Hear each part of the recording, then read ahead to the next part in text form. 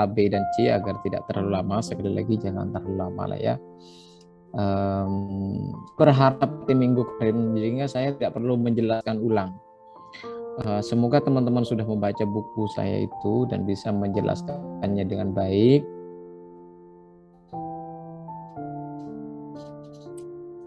Sehingga saya nanti setelah presentasi saya tidak perlu menjelaskannya teman-teman ini ya, memperhatikan, dan saya berharap teman-teman yang presentasi itu on cam kalau bisa, yang presentasi itu ya, kalau tidak ada halangan. Oke, biar kita tahu cara bicaranya dan sebagainya ya, sehingga keaktifan penilaian dan sebagainya saya bisa tahu. Oke. Baik, saya akan mulai dari kelas A. Silahkan kelas A. Siapa yang presentasi hari ini kelas A? Halo.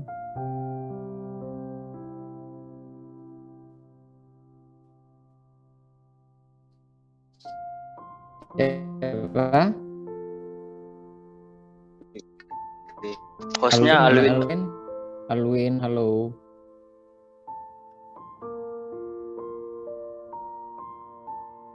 Mana Mas Fikri Alwin nih? Katanya keluar masuk dia. Oke, terus siapa yang mau jadi host? Atau ada yang mau jadi relawan, tugasnya bisa diberikan. Siapa aja yang sekarang presentasi kelas A?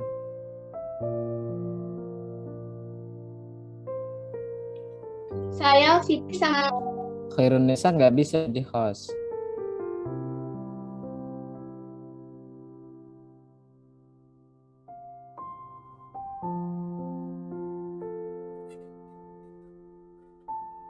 Baru download ya? Oke. Silahkan dimulai Mbak Nisa.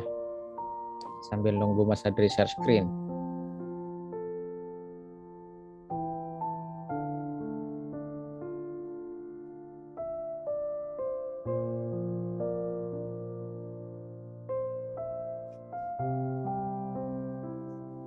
Assalamualaikum Sayyidina Muhammadin ibni Abdillah wa ala alihi washabihi wa mawala.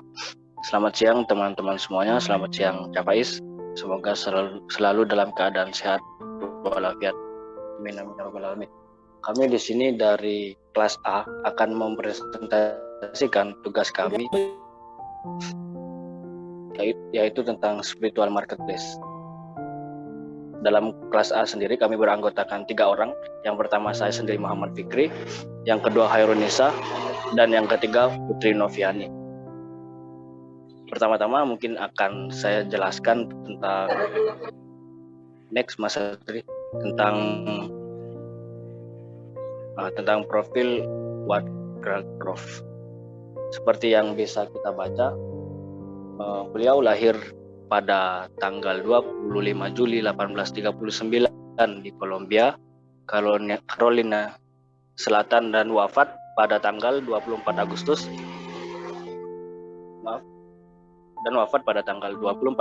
tahun 2019 dalam usia 80 tahun, seperti yang tadi kami sampaikan bahwa beliau itu baru wafat. Beliau merupakan putra Collie Woodruff, Eleanor Clark. Dia kuliah di Wofford College di South Carolina untuk mendapatkan gelar master dan berkarir sebagai pendeta Metodis. Ruth meninggalkan 2 putri dan 6 cucu. Beliau adalah seorang pakar sosiologi agama kontemporer Amerika dan profesor emeritus agama dan masyarakat di Departemen Studi Keagamaan di Universitas California, Santa Barbara, di mana dia memimpin sebuah studi etika, agama, dan kehidupan publik. Dia juga seorang sarjana publik terkemuka yang telah menjadi penulis atau editor buku tentang agama di Amerika Serikat. Prof merupakan seorang yang menekuni sosiologi dan psikologi agama, dan bukunya Spiritual Marketplace, Baby Boomers and the Remaking of American Religion menjadi kajian di berbagai kampus saat ini. Next, Mas Adri. Sebelumnya kita akan sedikit membacakan tentang konteks lahirnya teori spiritual marketplace ini.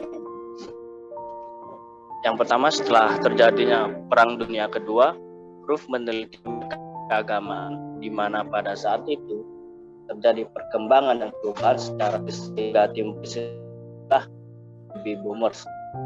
Hal ini terjadi karena Perang Dunia. Pada saat itu peningkatan sehingga terjadi perbedaan praktik keagamaan dengan generasi sebelumnya. Dalam hal ini melahirkan istilah yaitu Generation of Seekers dan Spiritual Marketplace. Selain itu, perkembangan teknologi dan era informasi juga berpengaruh kepada keberagamaan pada generasi boomers ini. Faktor lainnya yang ikut pengaruh itu sufisme. Dan terakhir ada subkultural sekuler, yaitu kelompok beragama tetapi lebih silau kepada perkembangan sains dan teknologi yang materialistik. Next, Mas. Selanjutnya, ada pasca Perang Dunia Kedua, yaitu yang diteliti oleh Ruth ini adalah perubahan manusia yang semakin modern, sehingga agama dan pemeluknya juga menyaksikan dengan zamannya. Dalam spiritual marketplace ini, anak muda mencari dan membentuk secara independen yang bisa dipenuhi oleh konsep keberagamaan jika agama konvensional mengikuti perkembangan. Hal ini terjadi karena agama konvensional cenderung stagnan dalam satu zona yang berada pada zona nyaman, sehingga sulit untuk bergerak dan berubah. Dalam catatan penting Ruth mengenai fenomena agama ini bisa berubah jika next, Mas. Yaitu pertama, ada lembaga konvensional harus merubah strategi dan metode yang lebih baru. Strategi ini bisa bersifat individual dan menggunakan metode kreatif inovatif. Lalu ada dogmatis cenderung melihat kepada akan ada kekacauan sosial, moral, dan politik. Jika keadaan bangsa terus demikian, apalagi berlawanan dengan paham ortodoksi. Sedangkan kelompok sekular mengabaikan dan tidak peduli apa yang dikatakan dogmatis tadi.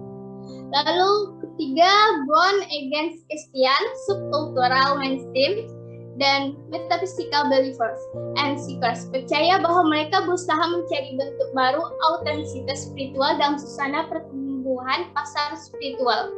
Jadi kelompok terakhir inilah yang memberikan tanda-tanda positif akan sensitivitas spiritual yang akan memperkuat kehidupan sipil masyarakat Amerika. Kelompok itu born again Christian, subcultural mainstream, metaphysical believers, and seeker kecuali hingga konvensional, dogmatis, dan sekuler yang dijelaskan tadi. Oke, baik, Mas. Terima kasih. Oke, mungkin itu saja yang dapat kelompok kami sampaikan. Kurang lebihnya mohon maaf.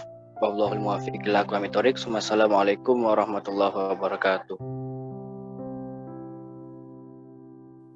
Mas Uji, padanya waktu dan tempat saya persilahkan. Konteks lahirnya teori spiritual marketplace. Setelah Perang Dunia, banyak lahir keberagaman generasi muda. Lalu banyaknya perkembangan teknologi berpengaruh pada keberagaman generasi muda. Dan pemisahan antar negara dengan agama sebagai kehidupan pribadi juga memberikan pengaruh pada keberagaman generasi muda. Dari semua itu melahirkan quest culture yang berarti budaya petualang mencari sesuatu yang lebih jauh. Ya, slide selanjutnya.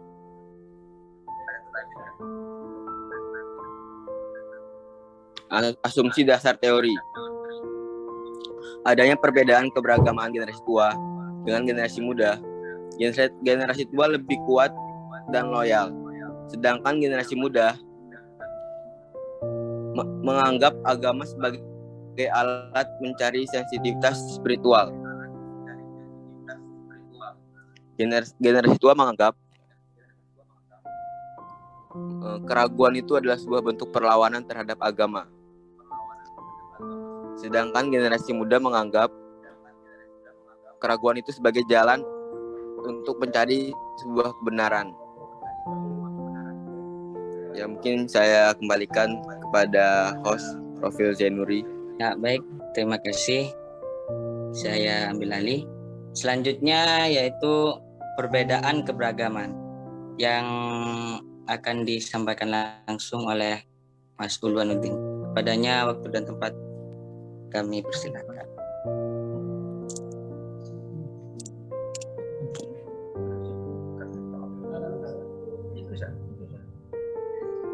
Ya, saya di sini menjelaskan singkat tentang konsep yang paling penting adalah agama-agama kemudian menjadi seperti pasar yang spiritual.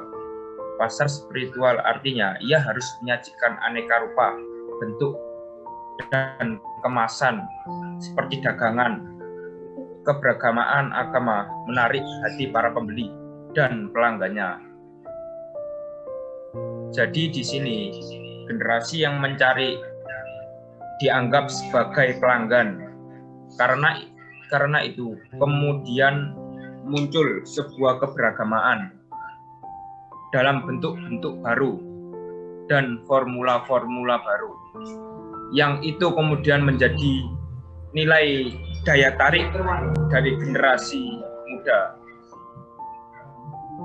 Komodifikasi sangat diperlukan untuk agama itu sendiri dan mengemas bentuk-bentuk keberagamaannya yang memberikan jawaban atas dasar keraguan dan iman anak muda itu tersendiri. Ya, sekarang kembali ke Rofli.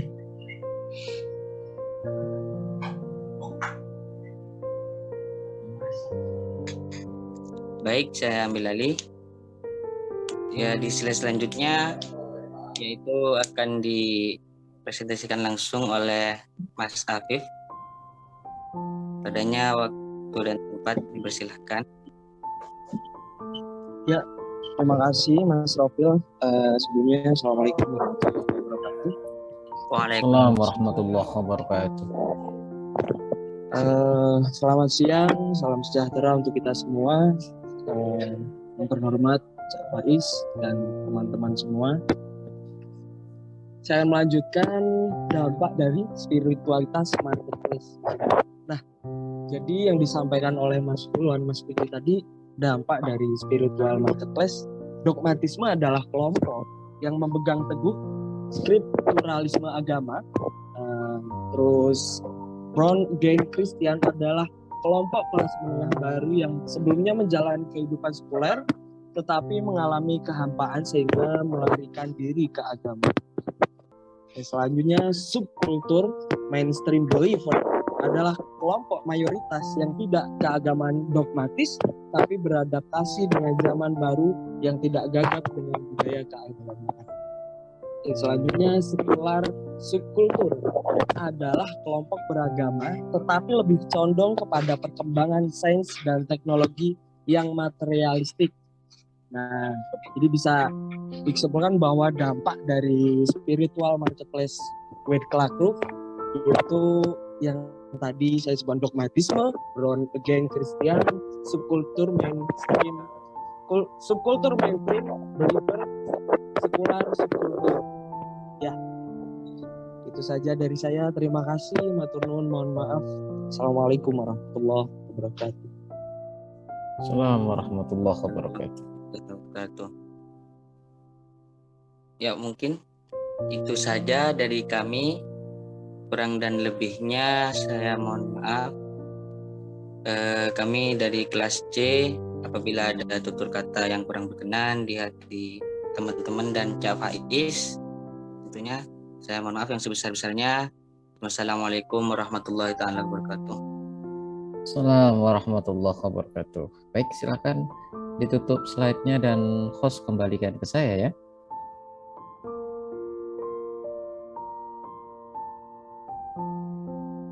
Oke.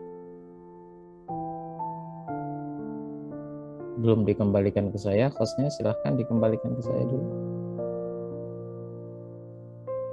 Oke, terima kasih.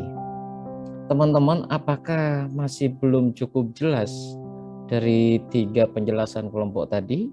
Mungkin saya tidak perlu menjelaskan lebih jauh ya, saya kira ya, kalau teman-teman sudah saya kira poin-poinnya sudah dapat, apalagi di buku saya, di YouTube saya juga sudah saya jelasin sedemikian rupa. Di nanti tadi teman-teman kelas A, kelas B, kelas C juga sudah menjelaskan dengan baik. Apakah masih ada yang belum jelas menurut teman-teman secara logik berpikirnya? Apakah perlu penjelasan dari saya atau tidak? Kalau memang tidak, itu berarti tidak, langsung dialog saja. Kalau ada yang belum jelas, silahkan aja teman-teman, ayo. Mungkin dijelaskan dulu, Cak. Oke. Baik, saya akan masuk begini ya. Saya akan coba ke alur logikanya dulu. Tadi mungkin teman-teman poin-poinnya dapat, tapi alur logiknya itu belum ketemu. Saya kira saya lihat aja di situ ya. Kalau poin-poinnya saya kira sudah semuanya ya, sudah masuk di situ ya. Baik, coba saya sedikit singgung dengan cepat saja. Oke. Teman-teman sekalian, ini tadi sudah dijelasin konteks riset. Sorry, Ward Clark ini baru meninggal teman-teman sekalian. Jadi dia ilmuwan sosial keagamaan yang cukup berpengaruh belakangan ini ya, dan dia meninggal di usia 8 tahun 2019. Jadi tidak lama beliau ini meninggal dunia. Tapi memang bukunya itu nanti kita cari ya, A Generation of Seeker, The Spiritual Journey of the Baby Boom Generations, The Spiritual Marketplace, Baby Boom, and Remaking of the American Religions. Ini buku-buku yang luar biasa ya. Oke, saya kira penjelasan saya tidak jauh berbeda dengan yang di buku saya. Tadi konteksnya ada 3 itu ya. Jadi perang dunia, setelah perangnya itu lahir generasi baru pasca perang. Mereka juga pertumbuhan populasi yang luar biasa. Lalu dari konteks ini kemudian dia melihat keberagaman generasi muda yang baru lahir pasca perang ini dengan sebelumnya itu seperti apa, itu konteksnya ya. Yang kedua adalah, saya cepat saja, yang penting alur logiknya dapatnya. Konteks yang lain adalah perkembangan teknologi. Jadi kenapa kemudian banyak kelompok-kelompok dan tampilan-tampilan kemasan-kemasan keagamaan baru, itu juga tidak lepas dari sistem teknologi informasi yang luar biasa. Di sisi yang lain, kalau dulu orang-orang mendapatkan pelajaran keagamaan hanya dari gereja, hanya dari masjid, hanya dari pidato-pidato para kiai, nah sekarang orang mencari ilmu itu bisa juga melalui teknologi informasi ya. Itu alur logik yang selanjutnya. Nah, perkembangan ini juga tumbuh dalam suasana pembatasan negara. Jadi dulu itu karena konsekularisme yang luar biasa, negara kemudian membatasi teman-teman sekalian ya keyakinan agama dalam kehidupan sipil. Jadi pembatasan negara antara keyakinan agama dengan kehidupan sipil. Kehidupan sipil itu begini, kehidupan agama itu begini. Dampak sekularisme yang sudah kita bicarakan kemarin oleh Joseph Casanova. Justru dalam konteks itu kemudian tumbuh pencarian-pencarian. Itulah yang di Amerika kemarin kita bicarakan, tumbuh denominasi-denominasi, karena kemudian tidak diatur oleh negara, dia berkembang dengan dirinya sendiri gitu ya. Jadi ini menarik konteksnya di situ ya. Makanya kemudian nanti melahirkan yang teman-teman bahas tadi, the quiz cultures, yaitu budaya yang berusaha mencari penemuan baru dan sebagainya. Baik, asumsi dasar teorinya apa tadi? Tadi sudah bagus itu Fatin menjelaskan dengan baik. Perbedaan keberagaman generasi muda dengan generasi sebelumnya, memang ada perbedaan. Ya termasuk kita-kita sih sebenarnya. Di kita ini kan juga begitu ya. Di lingkungan kita, coba nanti ini gunakan teori ini teman-teman untuk melihat lingkungan Anda. Coba Anda lihat bagaimana orang tua kita ya. Orang tua kita, kakek-kakek kita, orang tua kita, mungkin bibi-bibi kita. Bandingkan dengan keberagaman anak-anak muda yang seumuran Anda nanti. Coba cek itu, tulis nanti ya sebagai tugas akhir. Coba yang generasi tua itu mesti cenderung taken for granted ya, cara bacanya gitu, taken for granted ya. Jadi cara mereka itu cenderung mengambil ya, agama ya begini, nggak boleh dikritik, memang beginilah keadaannya dan memang harus begitu, sesuai dengan bunyi ini, bunyi itu, ajaran kiai ini, kiai itu, kan begitu kan. dan memang akhirnya loyalitasnya kuat, sehingga itu generasi tua ini keberagamannya kuat. Makanya mereka itu kadang juga masjid-masjid, coba di lingkungan Anda kan yang mengisi masjid-masjid emang generasi muda. Banyak generasi tua malah mereka yang sudah mau meninggal itu yang banyak mengisinya kan. Mereka ini punya kepatuhan yang luar biasa pada agama, pada kiai, pada ustadz, pada pendeta. Itu generasi-generasi tua itu patuhnya luar biasa. Sekali kiai berfatwa ini, ya berfatwa itu ya diikuti betul. Loyalitasnya pada tradisi juga demikian gitu. Ya.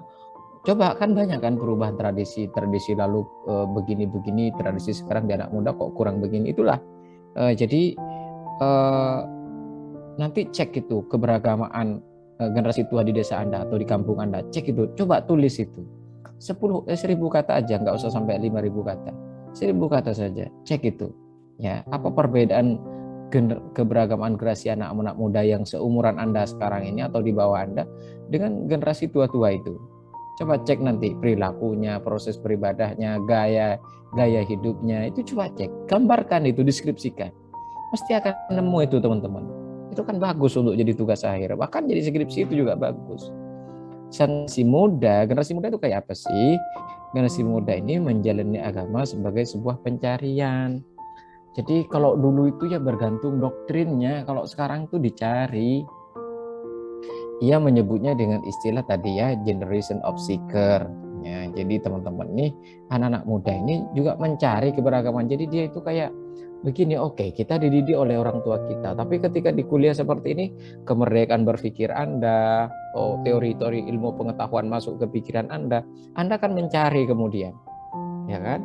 Spiritualitas apa yang cocok? Ada yang tadi itu jatuh terhadap dogmatisme agama, ada yang jatuh pada gerakan-gerakan Islam politik seperti tadi kita bicarakan, ada yang jatuh pada model-model gerakan tradisional, ada yang jatuh pada gerakan model-model keagamaan baru, ada yang jatuh pada itu pencarian semua itu, gitu ya, banyak sekali. Bahkan ada yang mendirikan ini yang saya teliti tentang muslimah hijaber community misalnya, kayak gitu tuh, gaya hidup dan sebagainya. Jadi anak-anak muda cari, generasinya adalah generasi pencari, itulah anak-anak muda. Makanya biasanya keberagaman anak muda ini agak jauh berbeda dengan generasi sebelumnya ya. Oke, itu adalah logikanya teman-teman sekalian. Jadi ada perbedaan, kira-kira begitulah ya. Tadi teman-teman sudah jelaskan. Nah, sekarang kalau memang generasi muda baby boomers ya, teman-teman baby boom ini mencari keberagamaannya itu lalu seperti apa hasil pencariannya. Nah, ini adalah fenomena yang dipotret oleh World Clark ya, keberagamaan generation of seekers ya. Pertama, ada perubahan keberagamaan ya pada anak muda itu. Coba nanti cek ya, perubahan pada religious style, gaya keberagamaan. Coba cek nanti di lingkungan Anda, anak-anak muda itu religious style-nya atau gaya keberagamannya beda apa enggak. Misalnya kaum muda sedikit melepaskan diri dari gaya beragama tradisional yang terlembagakan. Dulu kan kita sudah membahas ya organized religion ya, itu sudah saya kira semester 2 sudah selesai, nggak perlu kita jelaskan. Cenderung anak-anak muda tidak mengikuti punya gaya-gaya tersendiri di dalam beragama itu, sehingga dia tidak mengikuti pakem-pakem yang sudah ada gitu ya. Ini di Amerika terutama ya, tapi coba di kita benar nggak kayak gitu? Saya kira itu masih banyak terjadi juga di kita ya. Yang kedua, perubahan fokus agama ke spiritualitas. Kalau dulu mungkin generasi tua itu lebih ke ritual. Kamu daftar di mana kemarin? Di Humas ya. Kenapa kau milih Humas? Karena di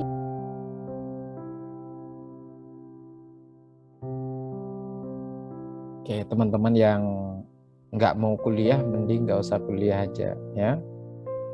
Teman-teman yang nggak mau kuliah, nggak usah kuliah aja, keluar aja dari Zoom. Kalau misalnya tidak ingin kuliah, biar tidak mengganggu ya, teman-teman sekalian. Saya jadi stuck, pikiran saya jadi stuck. Jadi sampai mana tadi saya? Oke. Kalau ada kegiatan lain silahkan ikuti kegiatan lain juga nggak apa-apa kalau tidak memprioritaskan kuliah saya. Tidak apa-apa. Oke, itu dampaknya dia sendiri. Ya. Baik, saya blank gitu ya teman-teman sekalian. Sebentar. Oke. Baik.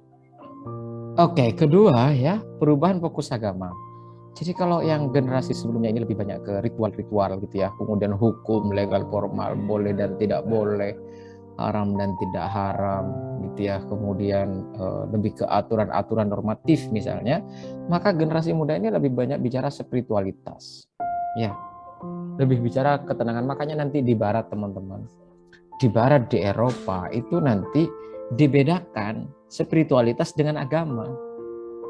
Jadi spiritualitas sendiri itu akhirnya nanti lepas dari agama konvensional seperti Islam, Hindu, Buddha dan sebagainya, atau Kristen, itu jadi beda nanti. Spiritualitas itu jadi aliran tersendiri di barat itu nanti, gitu ya. Jadi di Eropa itu muncul yang disebut dengan aliran spiritualitas. Dia bisa memadukan nanti itu dari pencariannya, bisa memadukan ajaran dari Hindu, dari Islam, dari Kristen, dari apapun, bahkan dari agama-agama lokal, dia padukan menjadi praktek tersendiri demi ketenangannya. Akhirnya dia terpisah dari agama-agama konvensional itu, tidak bisa diidentifikasi. Karena itu nanti definisi spiritualitas di dalam konteks Islam dengan di barat memang berbeda. Jadi spiritualitas di barat itu adalah aliran tersendiri yang bisa saja lepas dari agama-agama besar, tapi itu agama. Itu agama, tapi lepas dari agama-agama Islam, Kristen, Buddhis. Nah, kalau di kita spiritualitas itu beda ya, kematangan hati, kematangan nurani, kematangan spiritualitas. Jadi generasi-generasi muda ini di dalam risetnya Wade Klakrov ini juga dikatakan demikian. Dia tidak banyak mengutamakan sistem ritual atau yang lain-lain itu, dia lebih banyak mengutamakan pada spiritualitas. Apa yang dia cari anak muda itu kedamaian, kebahagiaan, ketenangan hidup, itu ya.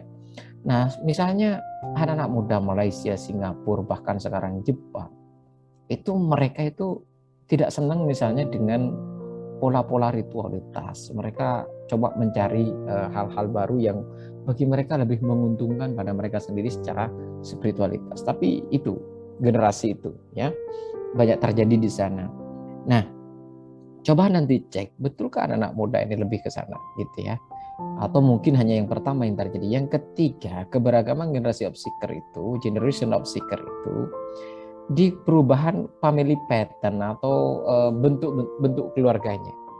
Kalau sebelumnya keberagaman anak muda sering ditentukan dan dipengaruhi orang tua, itu kan family pattern ya, bentuk-bentuk pola keluarga. Sebelumnya diajari oleh orang tua, mengikuti kehendak orang tua, mengikuti spiritualitas orang tua. Belakangan enggak. Belakangan anak muda itu independen. Mereka independen dalam pencarian spiritualitasnya. Jadi kayak Anda sekarang ini independen bagi saya gitu. Anda sudah punya modal berpikir tersendiri, Anda punya ilmu tersendiri, Anda punya modalitas keberagaman tersendiri. Itu bisa saja berbeda dengan generasi sebelumnya. Anda bisa menemukan bentuk keberagaman sendiri. Anda bisa mencari. Jadi itu tapi enggak gitu. Jadi anak kemudian bebas kemudian menemukan bentuk keberagamannya sendiri. Tadi bagus tadi saya ya, kelompok dari kelas tadi yang menjelaskan bahwa keraguan itu musuh bagi generasi tua.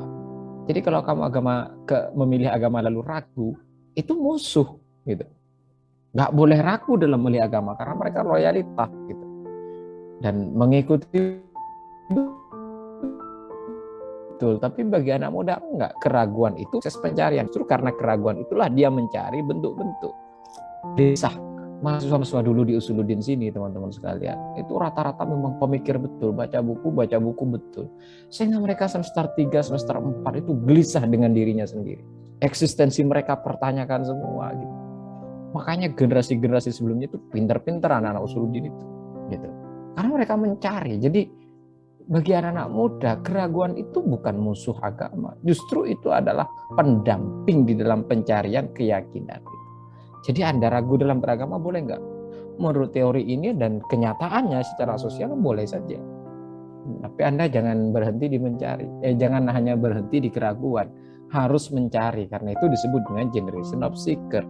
Kalau kamu hanya berhenti di keraguan, ya sesat Anda gitu. Jadi kalau Anda ragu ya cari gitu, kira-kira begitu. Ya. Makanya generation of seeker, generasi pencari. Oke, selanjutnya adalah generation of seeker merubah moral vision and value. Tadi teman-teman bagus tuh. Tujuan beragama makin terpolarisasi dari nilai-nilai baru juga muncul gini. Maksudnya gini. Karena akhirnya nilai-nilai moral, nilai-nilai visi kehidupan, nilai-nilai tentang yang baik dan yang benar, nilai-nilai moralitas, itu anak muda kemudian mengonstruksinya sedemikian rupa. Akhirnya karena anak muda ini mengonstruksi sistem keberagaman seperti itu, maka penampakan fenomena keberagaman anak muda itu terpolarisasi, banyak bentuk. Jangan-jangan bentuk-bentuk keberagaman kita sekarang yang banyak terpolarisasi itu di kalangan kita sendiri itu bagian dari perubahan moral vision and values. Ya, jadi ini teman-teman sekalian. Nanti ini bentuknya bisa belajar dari teknologi, kan banyak ya namanya agama ya memang tidak ada. Cuma ya itulah kalau Barat memang mengandalkan rasionalitas, mengandalkan hak, mengandalkan independensi, memang begitu. Dan kita bisa demikian, saya nggak tahu, nanti kita cek. Nah, teman-teman sekalian, perubahan dan kondisi generation of seeker itu yang tadi itu, ini yang paling penting nih logikanya ya teman-teman sekalian nanti. Nah, perubahan dan kondisi generation of seeker yang aktif mengubah bentuk keberadaan mereka yang berkelindan dengan teknologi itu memunculkan spiritual marketplace. Di sini loh ketemunya. Tadi itu loh, ini generasi ini fenomenanya nyari adalah generasi pencari. Dia tidak terikat dengan generasi sebelumnya. Pada generasi baby boomer ini dia mengarahkan pencarian-pencarian, kegelisahan-kegelisahannya, keraguan-keraguannya itu diungkapkan sedemikian rupa untuk mencari bentuk-bentuk keberagamaan. Akhirnya apa? Akhirnya dari orang-orang yang gelisah dan berusaha mencari itu melahirkan apa yang disebut dengan pasar spiritual. Apa? Untuk kemudian memenuhi tuntutan-tuntutan sistem pencarian orang-orang ini. Kalau kamu mencari maka demandnya itu memang logika ekonomi yang digunakan Lakruf ya. Tapi kalau dia lagi mencari maka kemudian kemasan apa yang bisa diberikan, pola-pola dan bentuk-bentuk keberagaman seperti apa yang bisa diberikan pada generasi yang mencari seperti ini. Maka kemudian agama-agama termasuk Islam, Kristen dan seluruh agama-agama berlomba-lomba mengemas sistem keberagamaannya untuk kemudian disajikan terhadap mereka-mereka yang sedang mencari ini. Itu jadi dari logika kegelisahan, dari logika mencari, dari logika ketidakterikatan, dari logika orang-orang yang berbeda dengan generasi sebelumnya ini melahirkan spiritual marketplace, bentuk-bentuk spiritual, pasar-pasar spiritual. Ya, misalnya nanti Ruf itu tidak hanya di bukunya itu tidak hanya menjelaskan tentang praktek ya, tapi dia juga sudah menjelaskan juga misalnya buku ya. Jadi bentuk-bentuk buku populer sekarang itu bagian misalnya bukunya Pak Felixo itu tentang udah putusin aja. Itu tuh judul buku seperti itu tuh bagian dari spiritual marketplace. Bagian dari pasar spiritual, kemasan-kemasan bahasa yang sedemikian rupa, dikemas sedemikian rupa, ajaran agama dikemas dengan sedemikian rupa, diberikan, disajikan terhadap generasi pencari ini. Gitu loh teman-teman sekalian. Maka akhirnya tumbuh pasar spiritual, bermacam-macam pasar dalam bentuk buku, dalam bentuk praktek keagamaan. Makanya di Indonesia misalnya AGIM itu apa? Manajemen kolbu ya. Terus nanti ada Ari Ginanjar dengan apa itu? Saya agak lupa Ari Ginanjar itu. Nanti cari sendiri ya teman-teman. Di Indonesia itu ada Ari Ginanjar itu yang lebih banyak ke pelatihan spiritualitas juga di hotel-hotel. Ada pelatihan di hotel-hotel dengan sholat khusyuk, itu dikemas sedemikian rupa. Ada sekarang malah pelatihan yang kemarin viral itu adalah bagaimana berpoligami dari lebih dari satu istri, gitu-gitu, dari 2 istri, itu dilatih sedemikian rupa. Jadi akhirnya dikemas sedemikian rupa gitu teman-teman. Coba itu dicek. Anda ini sebagai ilmuwan sosiologi, cek fenomena itu. Itulah spiritual marketplace. Ada berbentuk buku, ada praktek, ada bentuk pelatihan, ada bentuk sekolah. Bahkan bentuk sekolah seperti Ramadan, sekolah Ramadan apa dan sebagainya. Itu juga kan bagian dari spiritual marketplace. Itu di perkotaan demikian kan. Ada bazar buku, nanti dikaji tentang isian-isian tentang kajian Islam dan sebagainya. Itu juga bagian dari spiritual marketplace itu. Akhirnya ruang publik itu penuh dengan pasar agama dengan berbagai bentuknya. Kenapa? Itu diberikan untuk menyajikan kepada orang-orang yang memang gelisah dan mencari, gitu loh. Sampai di sini semoga paham ya teman-teman sekalian. Itulah teman-teman sekalian. Jadi banyak sekali. Kalau saya ada satu buku yang menarik yang diteliti oleh pasca sarjana ya tentang literatur generasi milenial. Itu ada 5 macam itu. Literatur tarbawi, jihadi, Islam pop, sedemikian rupa. Ya, nah itulah teman-teman sekalian. Jadi bentuk dari anak-anak muda yang gelisah ini akhirnya memunculkan kemasan-kemasan keberagaman baru, gitu ya. Oke. Dalam konteks spiritual marketplace, agama-agama kemudian menjadi seperti pasar spiritual yang harus menyajikan aneka rupa bentuk kemasan agar menarik hati para pembeli dan pelanggannya. Di sini agama dikomodifikasi, agama dibentuk seperti komunitas hijaber, agama dibentuk dalam konteks konsumsi, agama dibentuk dalam konteks pelatihan-pelatihan, agama dibentuk dalam konteks ini itu, agama dibentuk banyak sekali teman-teman sekalian ya. Gitu. Banyak sekali. Coba klik nanti Ari Ginanjar. Klik juga misalnya Anand Krishna kalau di Indonesia. Luar biasa pasar spiritualitas kita di Indonesia itu, dan itu Anda bisa amati teman-teman sekalian ya, bisa cek gitu ya. Oke, saya lanjut. Apa dampaknya? Jadi memunculkan apa nanti? Makanya ini terpolarisasi nanti teman-teman sekalian ya. Jadi ini nanti spiritual marketplace ini memunculkan berbagai ragam, paling tidak yang diidentifikasi ya, yang diidentifikasi dari spiritual marketplace itu oleh World Club paling tidak di Amerika, Eropa gitu ya. Ini yang paling tidak ada 5 gitu. 4 apa 5 saya agak lupa. Pertama nanti bentuk keberagaman yang dogmatis. Ini juga kan banyak ya. Coba itu banyak sekali kan pengemasan agama yang dogmatis. Sekarang Wahabisme itu kan dogmatis. Menjual melalui YouTube, menjual melalui ini kan. Itu dogmatis. Ya. Menerjemahkan agama secara literal, banyak nggak itu? Itu bentuk spiritual yang coba dijanjikan. Karena gelisah, keadaan sekarang ini sudah tidak sesuai dengan generasi para sahabat, maka kita harus kembali ke sana. Tidak boleh logika dan cara berpikir terlalu masuk kepada tafsir agama misalnya. Akhirnya dogmatis. Ditawarkan nggak? Banyak sekali. Purifikasi keagamaan banyak nggak? Banyak sekarang, Mas. Melalui gerakan mahasiswa ada nggak? Ya ada di kami, ada di HTI, ada di banyak sekali. Itu kan gerakan purifikasi semua. Kalau tahlilan menjadi bid'ah, kira-kira begitu, karena nggak ada dalilnya. Itu kan kemasan kami itu, kemasan purifikatif, kemasan dogmatis dalam beragama. Coba cek itu. Anda kan nulis itu kan keseharian lingkungan Anda, kan tinggal ditulis saja. Ya, yang kedua ada kalau yang diamati oleh siapa ini namanya World Club adalah born again Christian, karena memang masyarakat Kristen yang diteliti ya. Born again Christian itu kelompok kelas menengah baru, ya ini orang-orang kaya kelas menengah gitu ya.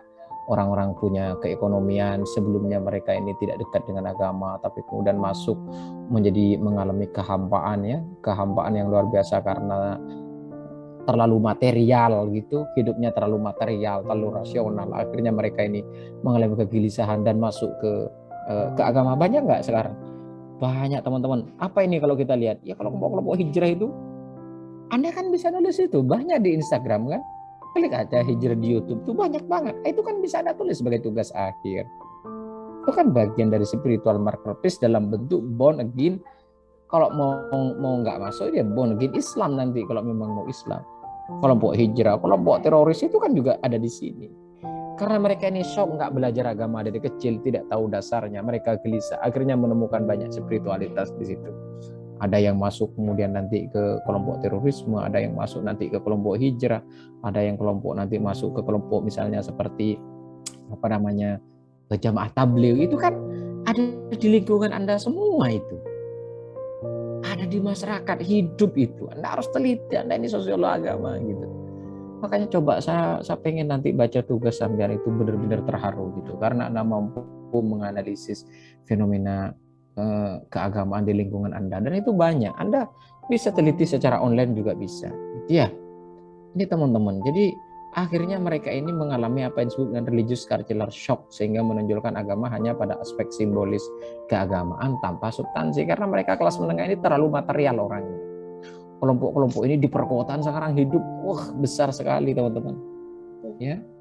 Kelompok perkotaan ini besar sekali di kota Jogja ini, banyak banget yang begini ya. Di kota Jogja ini banyak banget. Nanti Yahdi itu banyak meneliti, Mas Yahdi. Ini bisa diteliti oleh Anda itu ya, oleh siapa Dava dan teman-teman lain itu ya. Banyak sekali nih di lingkungan Anda ya. Tuh Ponukin Kristen ini kelas-kelas menengah, orang-orang kaya itu ya. Oke, selanjutnya adalah subcultures mainstream believers. Apa ini? Ini kelompok mayoritas keagamaan yang tidak dogmatis. Ini siapa ya? Ya kita-kita lah ya, yang banyak ini ya. Mereka ini punya ilmu agama dari kecil. Kita ini belajar kitab dari pesantren, belajar dari sekolah, dari madrasah, belajar agama dari keluarga gitu ya. Lalu kemudian kita masuk ke perguruan tinggi, bertemu dengan teknologi, bertemu dengan teori-teori sosial, bertemu dengan wacana-wacana baru keagamaan, makin mendewasakan kita itu. Ini adalah kelompok subcultures mainstream, dan ini adalah mainstream gitu ya. Nanti bentuknya apa? NU dan Muhammadiyah. Kalau di kita paling tidak Persis, Al-Wasliyah, Al-Khairat, Nahdlatul Wathon, itu semuanya dari sini. Yang keempat apa? Ini coba Anda teliti itu, identifikasi teman-teman. Wah banyak sebenarnya tema. Makanya nanti kalau Anda skripsian misalnya, nggak usah pulang ke daerah, klik aja di lingkungan Anda gitu ya. Yang keempat, metaphysical believer in seeker.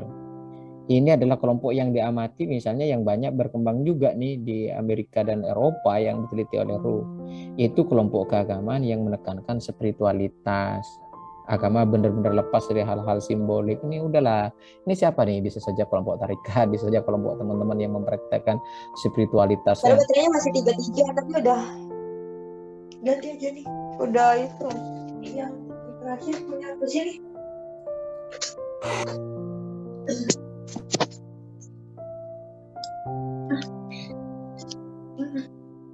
Pak Regita bisa di-mute dulu nggak? Mbak Regita di Purnama bisa di-mute dulu nggak? Oke. Jadi yang keempat nih, metaphysical believer in seeker. Siapa mereka ini? Ya, mereka yang mengutamakan spiritualitas, mengutamakan batin, kelompok-kelompok tarekat. Mereka ini biasanya uzlah, khuruj.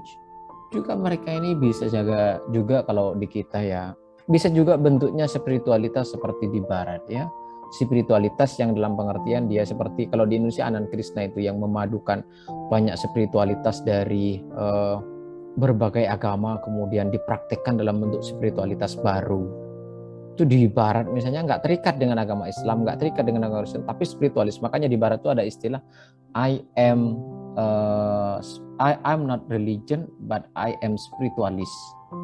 Dulu kita sudah mempelajari ini ya di semester 2 ya. Banyak itu teman-teman sekalian, bisa bentuknya seperti ini.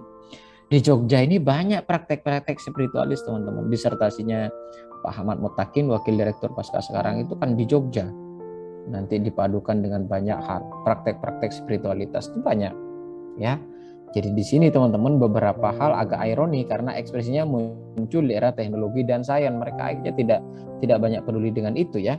Kalau Indonesia mungkin seperti kelompok New Age ya, kelompok-kelompok meditasi berbasis klinik, atau mungkin peoratif kelompok-kelompok ustadz pemburu hantu itu kan banyak juga itu. Atau kelompok-kelompok misalnya teman-teman yang mempraktekkan banyak hal tentang ini ya, memadukan banyak hal lalu di spiritual kan banyak itu teman-teman. Di Jogja ini banyak banget itu. Banyak banyak di Jogja loh ya. Saya nggak tahu kalau kota-kota lain itu banyak yang seperti ini, teman-teman. Anda bisa banyak menulis tentang ini.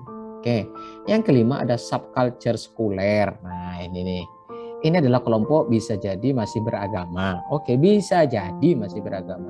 Mereka masih Islam, mereka masih Kristen, mereka masih Hindu, tapi lebih silau dengan perkembangan sains dan teknologi yang materialistik. Ini banyak banget ya. Kalau kemarin pada masa munculnya COVID itu kan terjadi perdebatan antara agama dan sains, filsafat dan sains. Jadi mereka sudahlah sains itu yang lebih benar gitu, kira-kira begitulah. Nah ini kelompok-kelompok kecil, sebenarnya agak kelompok kecil sebenarnya. Posisi mereka dalam keberagamaan banyak lebih condong ke agnostik, ya agnostik, di mana pencarian spiritualitas hanya menjadi salah satu bagian dari kehidupan sekuler yang dijalani. Jadi ya agak agnostik mereka ini. Nah sekularis ini kalau di dalam risetnya Ortlakrov itu dari generasi baby boom dia hanya menemukan 30%. Lumayan besar sebenarnya, tetapi ya di barat ya silau dengan itu karena barat dan Amerika ya silau dengan sains dan sebagainya, dan memang luar biasa juga gitu. Ini besarnya 30% dari generasi baby boom. Nah teman-teman di Indonesia bisa nggak melahirkan atau Anda bisa nggak mengamati bentuk lain dari 5 ini? Bisa aja, banyak sekali kan. Anda bisa mencari nanti itu. Bikin istilah-istilah generation of seeker nih yang mencari keagamaan dalam bentuk-bentuk pola-pola keberagaman baru. Banyak banget loh. Gitu ya. Oke. Saya kira itu teman-teman sekalian ya. Saya kira semoga logikanya semakin nyambung ya. Saya kira itu teman-teman, silahkan aktifkan kamera dulu. Biar kita cepat selesai. Oke, baik. Adakah yang masih mungkin belum cukup jelas teman-teman sekalian? Ini teori yang juga pernah saya terapkan di dalam melihat keberagamaan hijrah di Jogja terutama ya. Ini teori juga yang saya lihat juga kemarin, yang saya gunakan teori ini untuk melihat bazar Islamic Book Fair. Islamic Book Fair itu yang biasanya dipamerkan, ada Islamic Book Fair di Jogja itu biasanya. Itu saya lihat judul-judul buku, saya lihat apa aja kajian-kajian yang ada di sana yang diberikan, terus ada pelatihan-pelatihan ini dan sebagainya. Itu saya lihat sebagai bagian dari spiritual marketplace. Dan saya bisa meneliti itu. Anda saya kira sangat bisa meneliti ini ya teman-teman. Baik, silahkan kalau ada yang masih belum dipahami atau belum menangkap teman-teman, silahkan Mbak Indah. Mbak Indah Y. Agustin, silakan. Baik, Cak. Izin bertanya, apakah keberagamaan dalam hal ini spiritualitas generation of seeker ini bisa dikatakan sebagai new religious movement, Cak, atau gerakan agama baru, di mana generation of seeker ini seperti tadi dijelaskan ya, merubah moral vision and value sehingga memunculkan nilai-nilai baru keagamaan. Misalnya yang dijelaskan Cak Faiz tadi ya, bentuk spiritualitas yang dikemas dalam bentuk-bentuk sedemikian rupa. Misalnya komunitas yoga gitu, Cak. Terima kasih. Betul.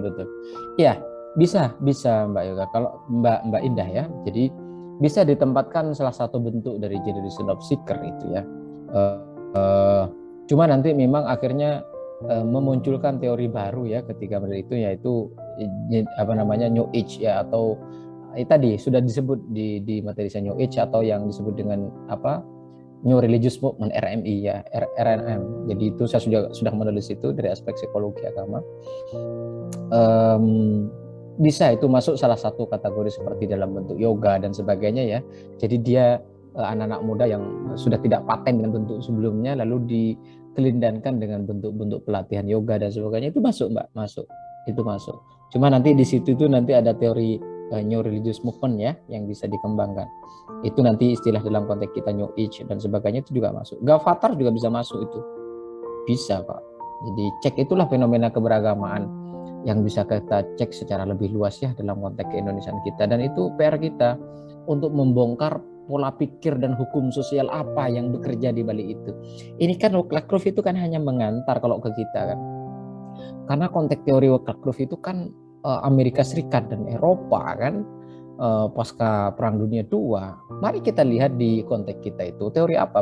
Tapi paling tidak pikiran Clarke ini bisa memandu cara berpikir kita untuk melihat fenomena keagamaan di lingkungan kita kan. Coba aja itu nanti. Anda bisa mengonstruksi, bisa nggak Anda mengonstruksi teori baru? Bisa saja, gitu, sangat bisa. Gitu. Let's check it ya. Saya kira itu Mbak Indah. Terima kasih. Oke. Baik, Cak. Terima kasih atas tambahan. Oke, Mas Firman Dwi Aditya. Saya persilakan. Terima kasih. Tadi Cak Faiz menerang teman-teman dan juga Cak Faiz memaparkan mengenai beberapa kelompok dari teori ini dan saya terpikir tentang mengenai sebuah aliran kepercayaan yang dinamai oleh Teosofi dan juga Freemason. Nah, menurut Cak Faiz, kategori apakah yang cocok untuk dua aliran ini?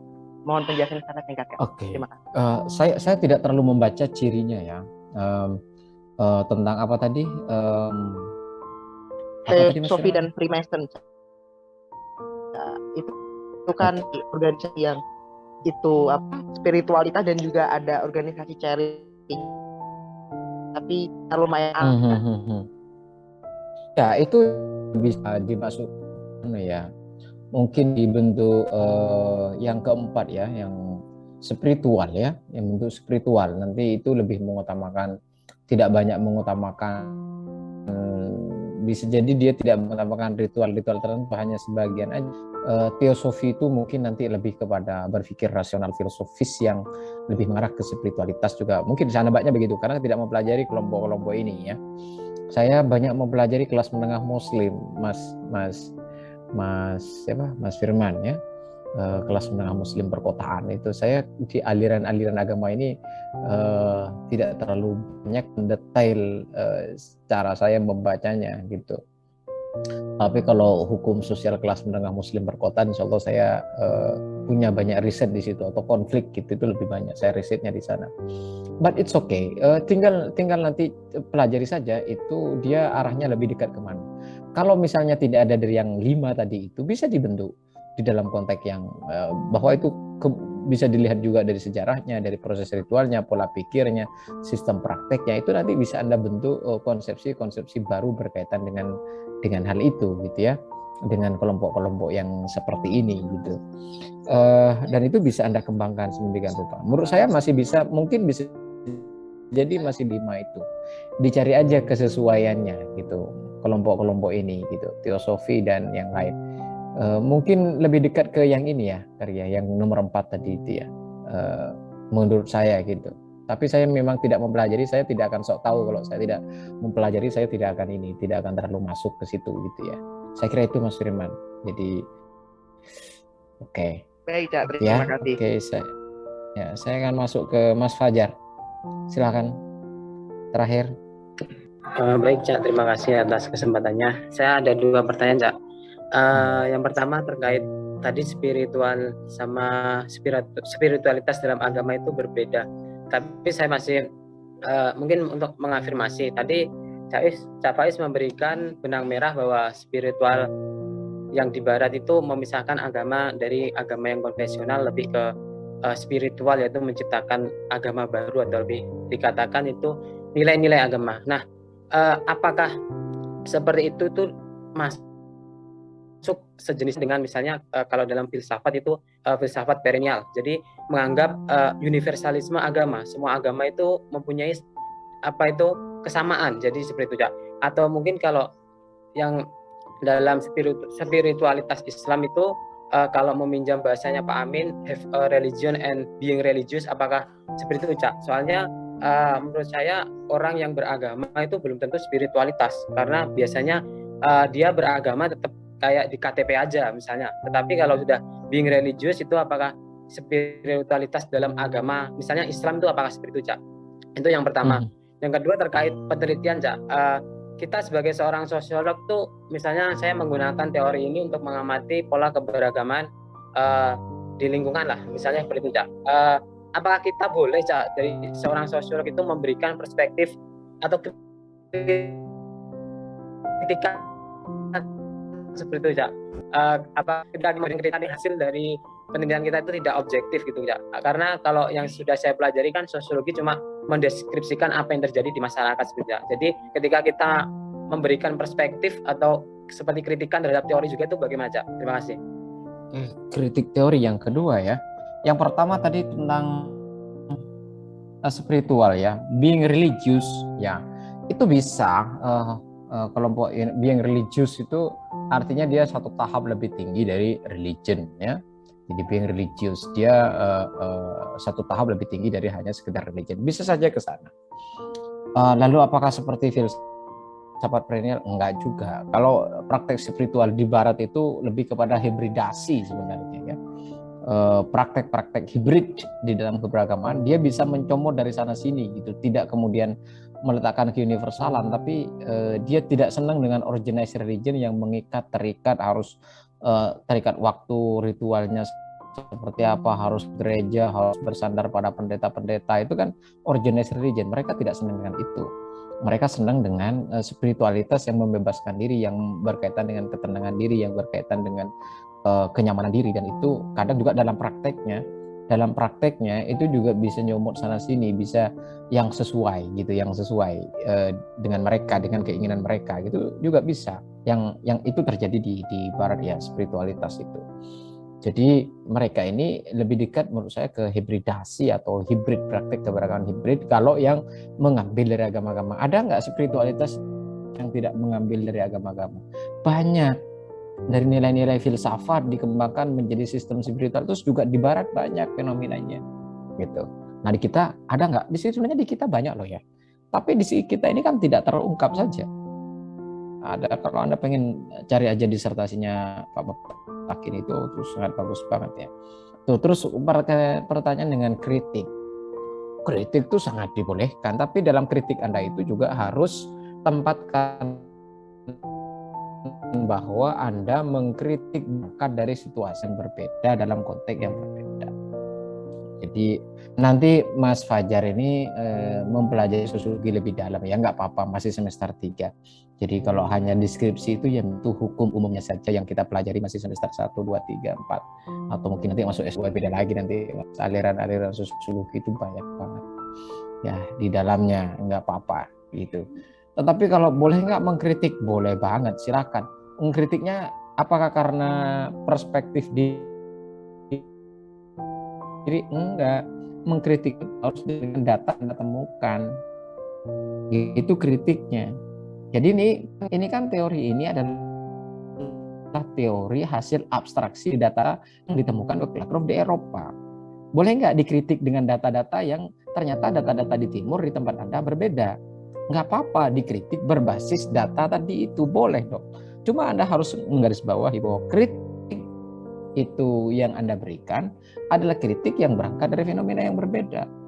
Boleh nggak kritik tapi berangkat dari fenomena yang sama? Boleh. Anda meneliti misalnya generasi baby boomer di Eropa dan Amerika. Teliti itu. Kalau diteliti kritik saja gitu. Kan para sosiolog itu kita kan sudah belajar tentang paradigma sosiologi agama kan. Saya kira paradigma sosiologi sudah dipelajari juga oleh Bu Ratna, atau dengan saya kemarin sudah kita belajar tentang paradigma sosiologi agama. Itu kan pertengkaran pola pikir atas kritik-kritik. Durkheim mengkritik Weiba, Weiba mengkritik Durkheim. Nanti sosiologi Eropa dikritik habis-habisan oleh teman-teman di Eropa, di Amerika. Anda bisa baca di buku saya bab-bab dalam teori sosial ya biasa saja. Silahkan, itu bagus, boleh. Tapi ingat ya, kritiknya bukan emosi ini ya, kritiknya adalah kritik yang didasarkan pada data yang Anda temukan. Nah itu akan lebih sahih. Kira-kira begitu Mas Fajar. Ya. Nyambung sedikit Cak. Maksud saya kalau untuk harus memang dengan data.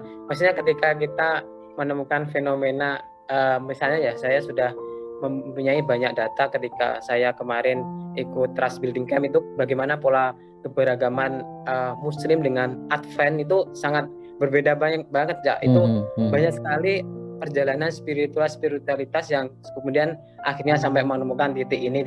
Nah itu mungkin kita kayak mengkritik dengan misalnya ketika mereka passing over tetapi tidak memahami dulu ajaran agamanya gitu loh Cak. Tapi ini mungkin kritik yang berdasarkan keyakinan ya, Cak. Mungkin salah ya. Terima kasih, Cak. Ya, itu yang dalam ilmu sosial itu dihindari itu kayak gitu ya. Jadi tetap harus berbasis pengetahuan dipandu dengan berbasis ilmu, bukan dipandu dengan berbasis emosi. Oke, saya kira itu ya. Ada lagi cukup ya? Mas Hadi masih ada? Baik, ya. Saya cak. Terakhir ya. Silakan Mas Hadi. Oke, Cak. Bismillahirrahmanirrahim. Tadi disebutkan bahwa dalam konteks spiritual marketplace, agama-agama itu kan kemudian menjadi seperti apa ya, pasar spiritual gitu kan, yang harus menyajikan aneka rupa dalam bentuk kemasan dagang gitu, menarik hati para pembeli dan pelanggannya. Tapi ya kalau kita melihat realitanya memang begitu ya, Cak. Karena kalau saya misalkan ke toko-toko buku atau ke Gramedia, ya memang agama itu memang apa ya, menyajikan agar menarik hati, bahkan khususnya agama Islam ya, Cak. Saya lihat kalau di toko-toko buku itu, kalau dibandingkan agama Islam dengan agama-agama yang lainnya, itu buku itu banyak yang agama Islam gitu kan. Agama Islam terkait cinta gitu kan, misalkan ada yang pranikah, nanti ada bukunya lagi nikah, terus ada bukunya lagi cerai, dari kemudian puasa sebagai zakat dan sebagainya. Nah, apakah teori ini mengkritik hal itu? Maksudnya apakah hal itu salah gitu kan? Kemudian apa bedanya spiritual marketplace dengan spiritual marketing gitu kan?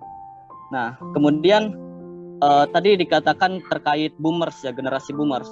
Mungkinkah kalau generasi boomers ini ada pada setiap konteks zaman dan tempat gitu kan? Sehingga strategi marketplace ini yang digagas oleh Wedla Group ini ternyata diperlukan di lembaga keagamaan gitu kan, di setiap zamannya gitu kan, dengan segala dinamisnya sejak agama itu lahir. Kemudian yang terakhir itu, apakah strategi marketplace ini salah satu contohnya itu adalah akulturasi budaya yang dijalankan oleh Wali Songo di Jawa itu, itu termasuk dari spiritual marketplace.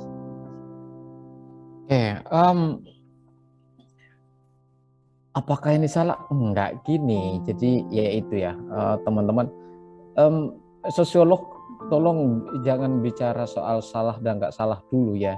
Bicara fakta, bicara hukum sosial, itu bicara realitas, bicara data gitu. Itu yang paling penting. Soal salah dan tidak salah nanti silahkan nanti dibicarakan setelah ilmu ini bekerja. Jadi berbasis ilmu ini kira-kira nanti kamu posisinya akan melihat ini sebagai kesalahan atau tidak gitu ya. Jadi bisa nanti disusun dalam konteks yang lain. Tetapi ini kan apa yang ingat ya, apa yang dikatakan Wedla Group itu bukan gagasan-gagasan dalam pengertian seperti filsafat, enggak. Apa yang dikatakan Wedla Group itu dia meneliti, bahkan dia menggunakan kuantitatif, bahkan ya, salah satunya menggunakan kuanti. Dia meneliti kenyataan-kenyataan itu, lalu dari data-data itu dia abstraksi menjadi ide-ide. Dan muncullah ide spiritual marketplace dari berbasis data itu. Itu hasil interpretasi dan abstraksi atas data. Nah itu ya. Jadi tidak berpikir salah benar dulu di dalam konteks ini. Oke. Apakah kalau misalnya spiritual marketplace ini digunakan oleh agama-agama, salah nggak? Ya nggak salah juga. Kalau mau dipaksa dilarikan ke sana ya nggak salah. Kenapa harus disalahin? Itulah fenomena sosial. Justru itu menjadi fenomena sosial dan menjadi lapangan riset kita kan. Tidak harus disalahkan. Coba Mas Yahdi nanti nulis tentang teras dakwah aja itu. Ya Mas ya. Nanti di teras dakwah itu mesti dia punya kemasan, punya sistem, punya logikanya sendiri secara sosiologis. Kenapa dia dalam konteks apa dia mengemas keagamaan, dalam seperti apa keagamaan itu disajikan oleh teras dakwah misalnya. Dah nulis itu aja, pakai teori Wedla Group gitu. Itu akan sangat ini ya, menarik gitu ya. Terus apakah Wali Songo